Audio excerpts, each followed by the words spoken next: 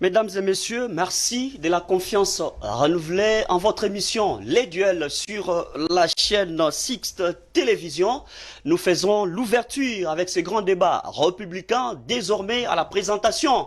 Jean Miema qui fera quand même l'entame à tout moment à ce que le peuple congolais voudra que l'information soit donnée ou l'analyse soit écoutée en apportant des éléments probants. L'actualité en République démocratique du Congo. Voté le 27 mai 2026 à l'Assemblée nationale, l'organe a adopté la loi organique qui fixe les modalités d'organisation du référendum en République démocratique du Congo. La loi portée par le député Paul Gaspard Ngondankoy. Voilà, ça laisse entendre un débat s'ouvre. Si pour la majorité en place, l'heure est arrivée de toucher à cette constitution, alors certaines prérogatives sont données au chef de l'État Félix Antoine Tshisekedi Tshilombo. Il peut, en tant que président, il peut convoquer un référendum par ordonnance présidentielle. Et pour l'opposition, c'est un coup d'État institutionnel. On en parle, on en débat. Alors, pour vous faire plaisir, nous recevons pour vous, pour ce tout premier numéro du duel, l'habitué dans d'autres émissions, mais maintenant pour les duels, moi je l'appelle souvent Doyen Ngandi, qui reste analyste politique, mais en même temps il soutient beaucoup Tshisekedi. Merci d'avoir répondu présent. Merci à vous, merci à Six Télévision, à toute son équipe. Ah, vous voyez quand même, ça va. Non, je connais les lieux, j'ai toujours apprécié non seulement le lieu, aussi les personnes qui y travaillent, que ce soit les techniciens, le journaliste et la direction. Très bien, merci beaucoup. En face de vous, vous avez Marius Moubalama, qui est président national du mouvement Congo Les Valeurs, c'est ça? Oui, c'est ça, merci. Mon il faut pas oublier ça. Merci pour l'invitation, merci pour l'honneur que vous me faites à être parmi les premiers à inaugurer cette émission Les Duels. Une émission auquel, dans le passé, j'étais habitué à participer et qu'aujourd'hui, ça recommence encore, ça me fait un honneur que je sois parmi les premiers à relancer cette émission. Je connais bien Six Télévision, c'est une maison où je suis habitué à d'autres émissions. Mes salutations au doyen Ngati, un monsieur Carré, que je connais très bien, qui malheureusement, ça c'est mon point de vue, son intelligence, il a décidé de ça a été volatisé. De la mettre. Bénisseigne, le peuple autochtone plaire, la nuit d'hier ou d'avant-hier, 6 pygmées et plusieurs autres citoyens à Béni ont été massacrés. Je dis bien massacrés à coups de machette. Dans l'entretemps, le gouvernement développe une coopération conjointe entre les UPDF et le FARDC pour traquer les ADF Nalou qui sont auteurs de ces forfaitures de notre population. Pour cela, quand vous appelez au référendum, c'est pour occasionner un coup d'État institutionnel contre votre propre pouvoir. Très bien. C'est que le peuple ne pourra pas accepter. 2028 approche, 2028 arrive à grands pas, vous allez partir. Merci. Et le peuple va donner encore la gestion de sa destinée à un homme digne du pays, capable de prendre à bras le corps la souffrance. Quelques limites, vous avez vu avec Daniel Bumba, il a présenté les incertitudes, mais parce que le chef de l'État n'a pas ses pouvoirs directs d'agir, il est dans l'obligation de cohabiter ou de chercher des interactions. Vous avez merci beaucoup. C'est avec un regret que je vais intervenir. Monsieur Ngandi, c'est un scientifique. Monsieur Ngandi, vous avez beaucoup massacré son nom. Monsieur Ngandi, c'est un scientifique. Si on parle de la retenue à la source de 10%, ça ne se fait pas. On envoie tout à Kinshasa. Et Kinshasa qui a développé le mécanisme de la rétrocession ne respecte même pas ce qui n'est pas constitutionnel. Les 40% ne rentrent pas en province. Du coup, ça fait que les gouverneurs que vous accusez n'ont pas les moyens de leur politique. Chaque gouverneur a été voté sur base d'un programme. Et ce programme-là nécessite les moyens. Comment ce gouverneur-là mettra sa politique en œuvre pour qu'il soit efficace vis-à-vis de sa population? Il n'a pas le moyen. Au-delà de ça, vous pouvez me dire qu'il y a des provinces qui sont nantis et d'autres moins nantis. Le constituant de l'époque avait prévu la Caisse nationale de péréquation, qui est à l'article 181. Cette caisse veut que en matière de développement, que le développement puisse aller de pair. Ça veut dire que le gouvernement central doit donner à cette caisse-là 10% des recettes à caractère national, de toute la recette récoltée. 10% doit aller là-bas. Mais cette caisse-là est presque inexistante.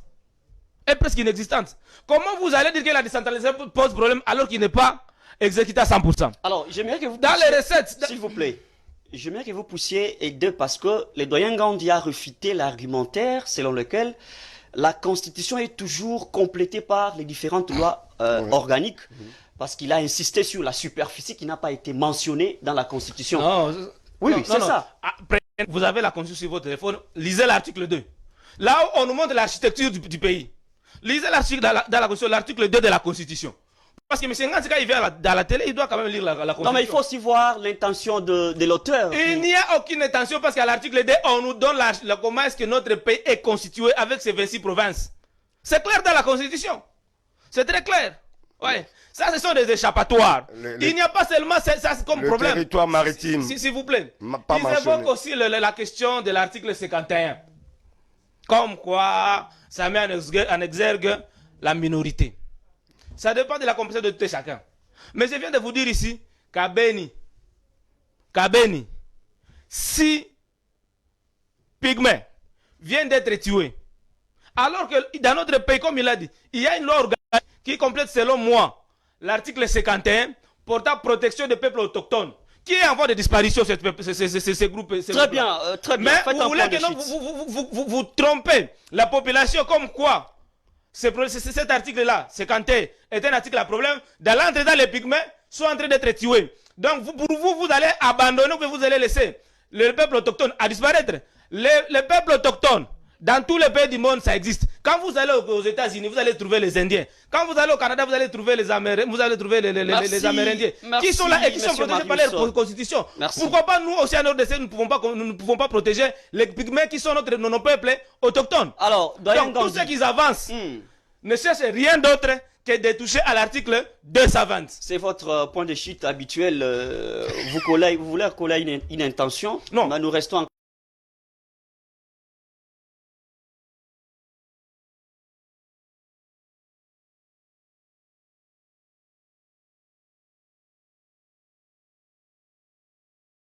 Après, c'est là qu'on va aussi toucher sur le mandat de chef de l'État. Doyen Gandhi, l'esprit du législateur serait accompagné par une intention, nécessairement, qui cadre avec une réalité.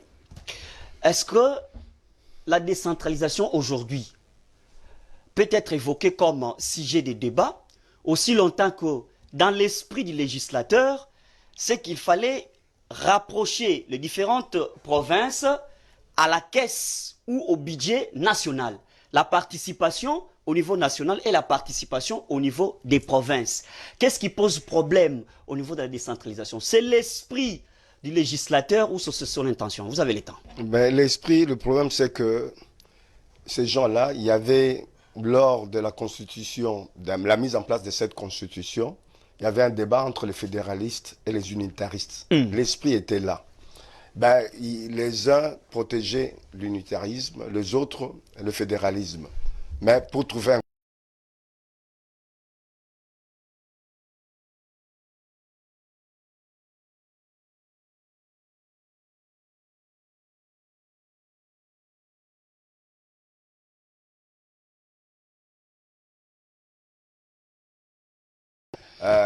d'une mauvaise gestion de certains gouverneurs, autant le gouverneur est élu, par exemple, directement par les députés provinciaux, autant pour valider leur élection, ils sont obligés de passer par le président de la République. C'est de controverses. Aujourd'hui, on se retrouve au cœur d'une controverse où il y a une question très simple mais sensible, c'est-à-dire, s'agit-il de réformer la Constitution, réformer l'État pour pouvoir améliorer le fonctionnement de l'État ou de modifier les règles du jeu politique. Je pense que l'opposition, notamment Mukwege, je le lui ai dit dans un autre média, ils sont en train de faire de bruit pour rien. Mukwege restera là, va se battre.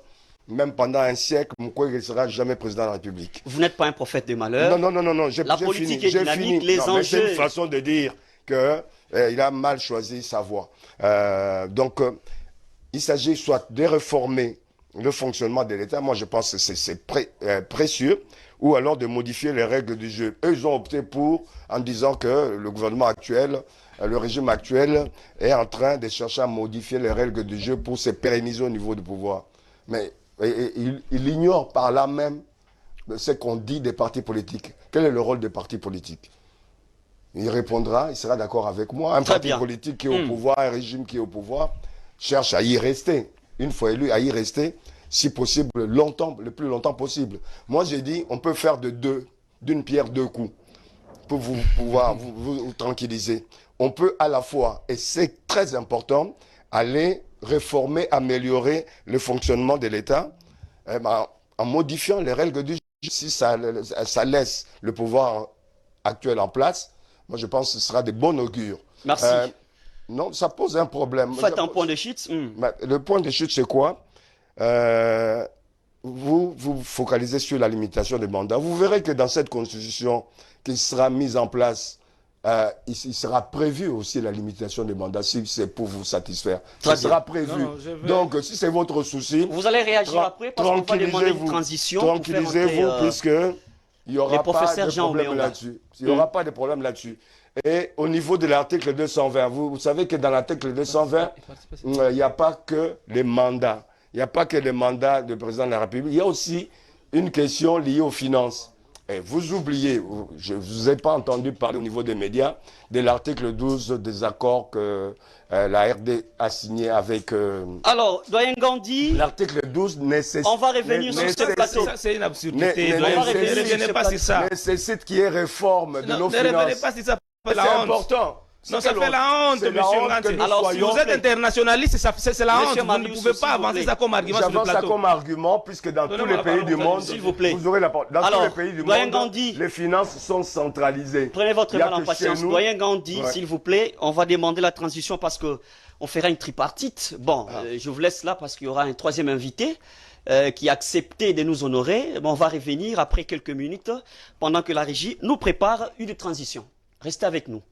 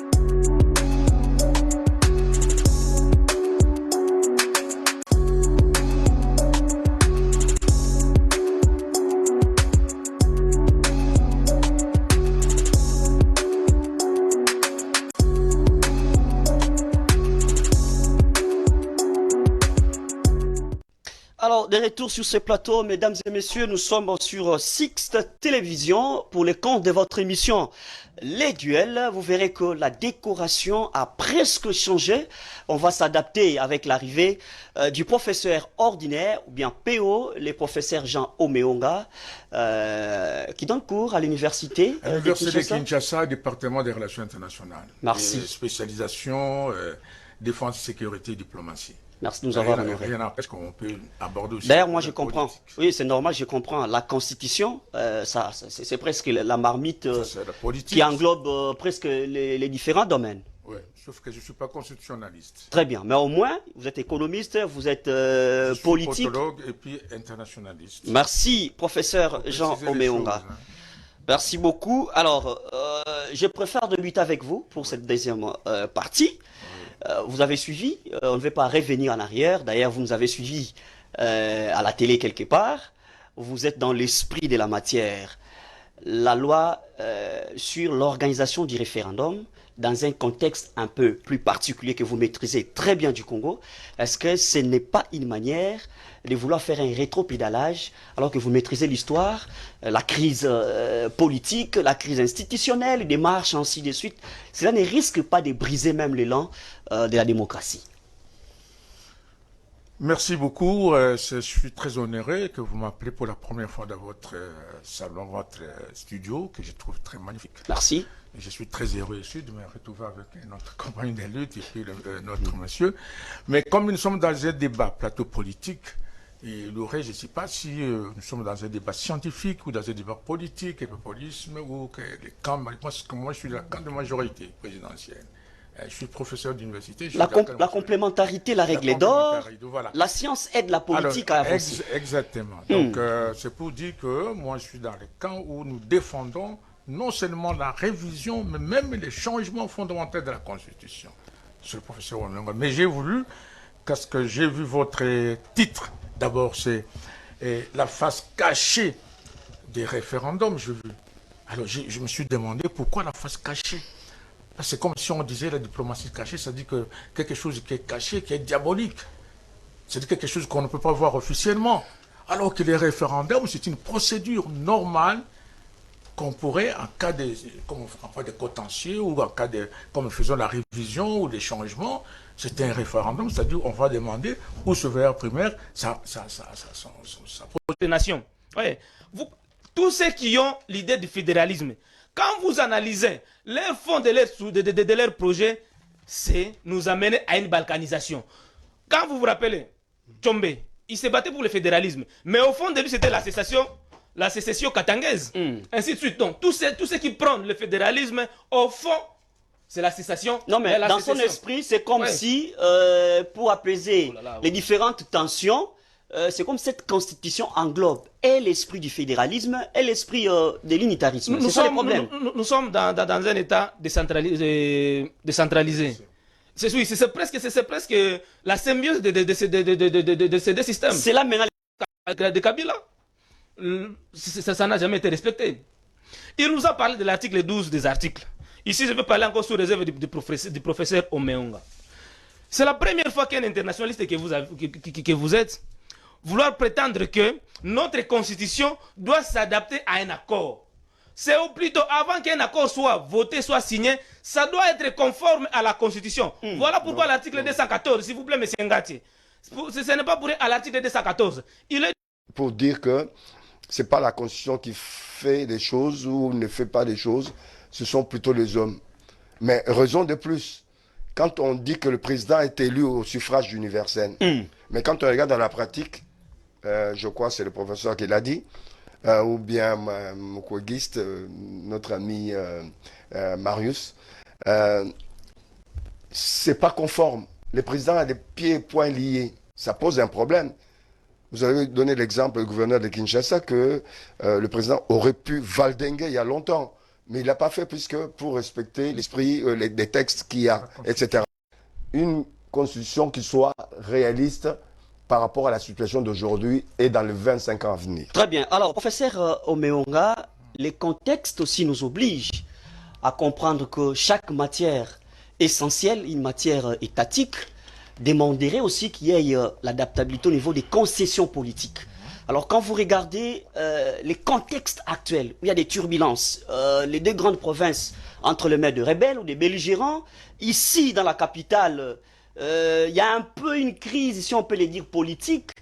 Certains ont évoqué qu'il y ait un dialogue pour faire des concessions politiques, en fait, ce qu'on puisse aller vers les bons ports.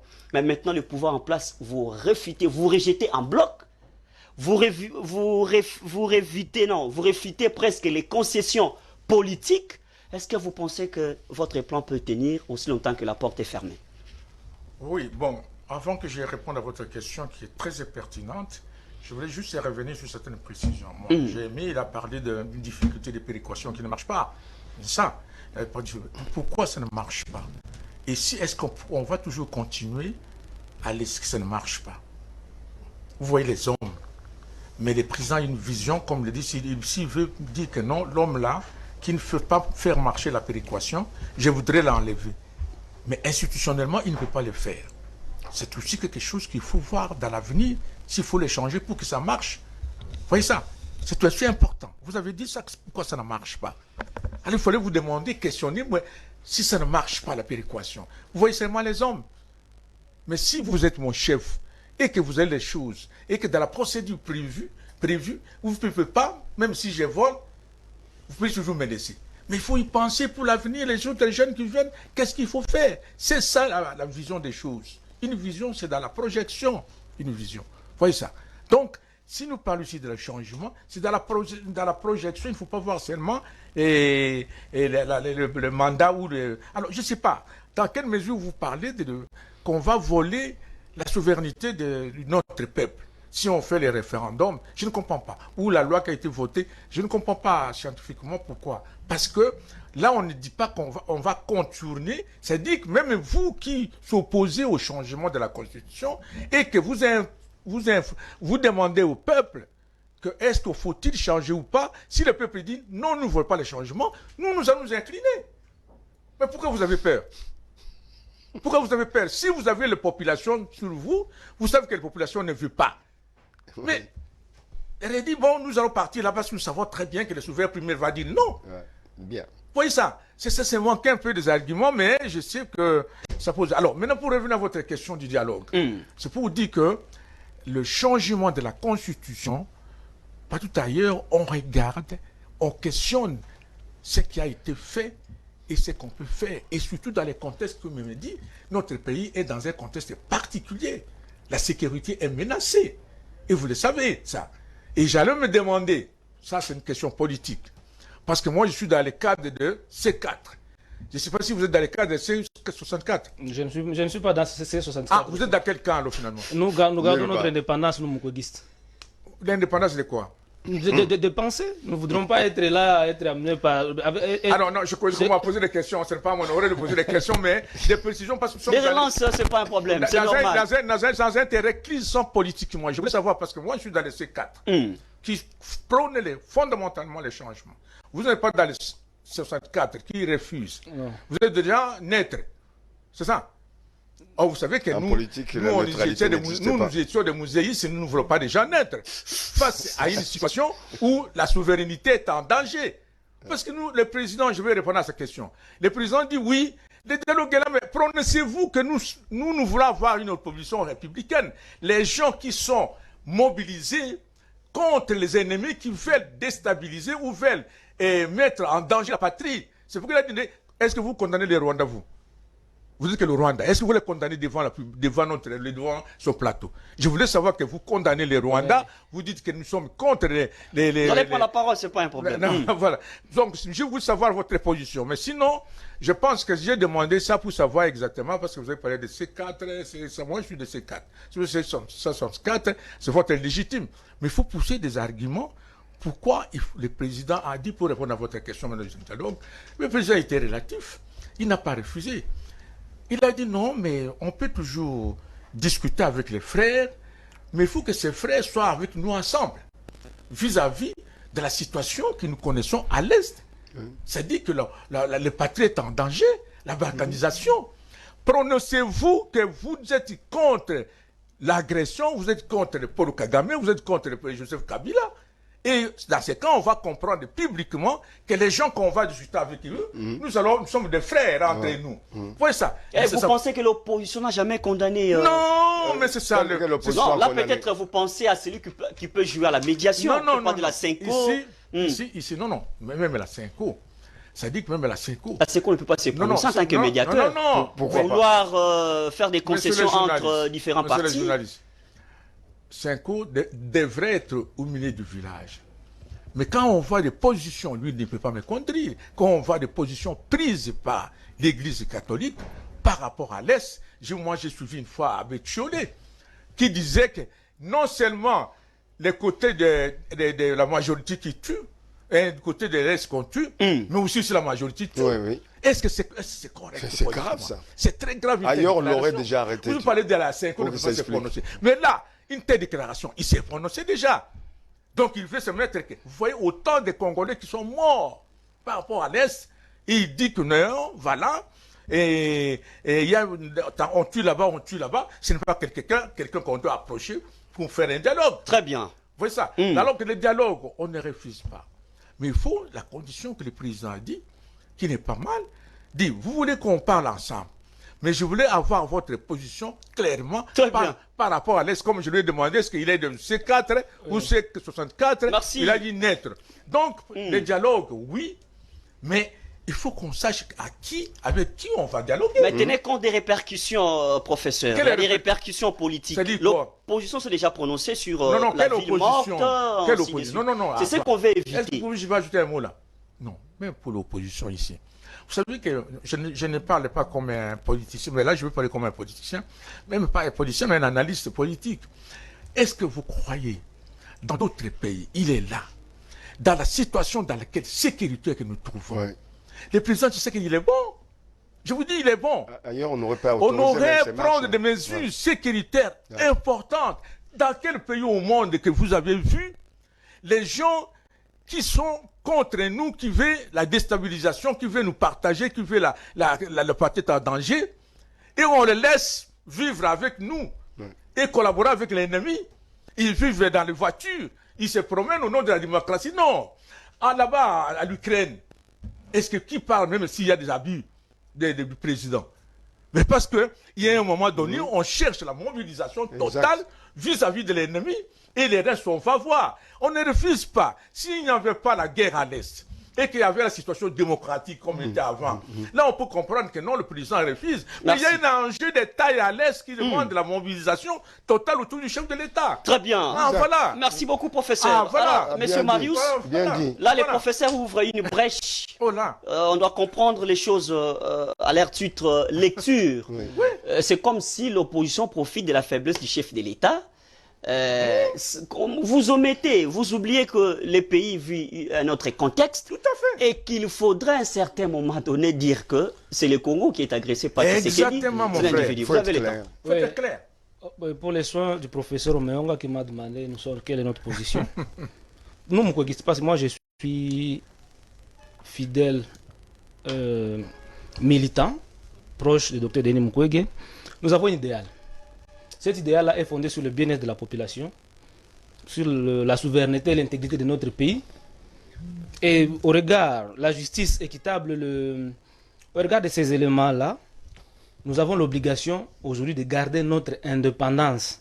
On ne veut pas s'embrouiller avec des regroupements ici et là. Mais quant à ce qui concerne la position par rapport au conflit de l'Est, je crois que le docteur Denis Mukwege, il est jusque-là le seul leader qui s'est bâti pour qu'on puisse endiguer de façon durable les conflits. Et aujourd'hui, condamné, si vous voulez. Non. Et aujourd'hui, Mukwege ne peut pas aller à Bukavu au regard de la situation qui s'y vit aujourd'hui. Côté de la résolution 2773, grâce au combat de toujours du docteur Denis Mukwege, nous avions obtenu des sanctions contre les Rwandais. Mais malheureusement, vous rappelez des sanctions qui ont pris plusieurs pays de l'Union européenne contre les Rwandais. C'était grâce au lobbying mené par le docteur Denis Mukwege. Mais malheureusement, le gouvernement... la diplomatie du président aussi. Je parle, moi je suis Mukwegiste. Mais quand même, votre président, non. Oui, il faut dire non, oui. Si c'était grâce à la diplomatie du chef de l'État, le chef d'État n'allait pas, ou bien le gouvernement n'allait pas se détourner de la résolution 2773 pour aller à Washington. Excusez-moi d'intervenir, mais il faut quelque chose qui est oui. Vous dites que Mukwege, je sais que Mukwege a fait ça, je dis oui, je le conseille. Mais il faut aussi considérer que non, le président passe sa diplomatie à travers une politique étrangère. Il a fait quelque chose, il faut l'affirmer publiquement. Non, si la résolution... Là, vous l'imposez... Non, je ne l'impose pas. Si la résolution 2773 a été obtenue grâce aux diplomaties congolaises, on n'allait pas s'y détourner. Le gouvernement a délibérément décidé de quitter la résolution 2773 pour aller à Washington. Il a le respect quand même, ils veulent changer la constitution. Contraignante, la 2808. Ce sont des résolutions qui sont en train, bon an, mal an, de se mettre en place, petit à petit. C'est pas, il faut sortir de l'esprit congolais qui est de, ils disent en Lingala très bien d'ailleurs, tu plantes aujourd'hui, tu cueilles aujourd'hui et tu manges aujourd'hui. Il faut sortir de cet esprit-là, surtout en relations internationales, en diplomatie. Il faut donner le temps au temps pour avoir des résultats. Quand tu dis qu'il ne faut pas gérer le pays dans le sens de demander le changement ou les modifications de la Constitution. En ce moment, il faut préciser. Pourquoi en ce moment préciser? Pendant ce temps-là, nous battons contre l'agresseur. On essaie de défendre notre terrain. ne dit pas que le président de la République, le gouvernement reste bras ballants sans rien faire. Mais ils font des choses. Concomitamment à cela, s'il y a lieu de faire avancer l'État, le gouvernement, ils le font aussi. Merci. Ils sont sur tous le chrono qui peuvent faire avancer le pays. Nous avons 2 minutes. Merci beaucoup. Alors, professeur Omenga, on est en train de finir l'émission. La réaction de Washington vis-à-vis de l'agression, la guerre qui sévit au Mali, dans certains coins, les États-Unis ont réagi directement en soutenant, je pense que c'est les Mali, si j'ai une bonne information, avec des armes, ainsi de suite. Mais l'accord du Congo, qui reste fictif, d'après l'entendement de ceux qui critiquent négativement cet accord, est-ce que ce n'est pas de trop? Le chef de l'État n'a-t-il pas embrassé beaucoup de choses auxquelles on ne veut pas savoir? Qu'est-ce qui... Donc... Non, j'ai une précision. Je sais, Moïse Sessoko perdu 10 ans. Mais si nous soutiens le président actuel, c'est parce que certaines gestions, certaines idéologies fondamentales des musées sont là. Vous voyez le service national. Il y a une mise à jour. Voilà. Très bien. Merci beaucoup. Et puis, un point de chute, on termine. Je termine par là. N'eût été Tshisekedi, ça ce sont des secrets, n'eût été le président Tshisekedi, et s'il y avait d'autres présidents encore, les pays devaient être déjà très loin vendus. Très bien. Merci. Un point de chute, on termine. On a fait l'éloge de l'accord de Washington. Juste un rappel. Qu'à l'interne, avant que les accords de Washington soient signés, nous parlions de l'agression rwandaise contre notre pays. Le 1-23 était considéré comme des groupes terroristes. Et moi, c'était ça le discours que nous continuons à soutenir jusqu'au jour d'aujourd'hui. Mais malheureusement, quand vous prenez soin d'analyser les accords de Washington, vous allez vous rendre compte que le Rwanda a été blanchi et que le Rwanda est victime et nous sommes des bourreaux contre le Rwanda. Parce qu'on reconnaît dans l'accord de Washington que le Rwanda a pris des mesures défensives contre notre pays parce qu'ils estiment que notre pays protégeait les FDLR. Et nous avions accepté qu'en conjointement avec les Rwandais, nous allons traquer les FDLR dont on ne maîtrise pas où ils sont. Au-delà de ça, les M23 qui étaient considérés comme des terroristes, désormais on les a légitimés. Ouais. Le gouvernement congolais allait négocier avec le M23 à Doha parce que l'accord de Washington les a obligés. Et ça a été dit que pour que les accords de Washington soient mis en œuvre, il faut trouver un compromis avec le M23 à Doha. Donc on a légitimé aussi le M23. Voilà là où nous avions tout perdu. Merci, mais vous laissez encore les débats ouverts au lieu même de les fermer. Les termes, on n'a pas perdu. Il faut pas oui, nous avions... Merci, ça n'est fini. Vous oubliez par rapport aux accords. Sachez que, puisque l'information est mal diffusée en ce moment, toutes les démarches que le président effectue pour faire en sorte de redorer les blasons de notre pays, il y a une semaine, Oh là. il y a une semaine. Le temps nous est imparti. Il y a une semaine, il y a un train qui est parti du Katanga avec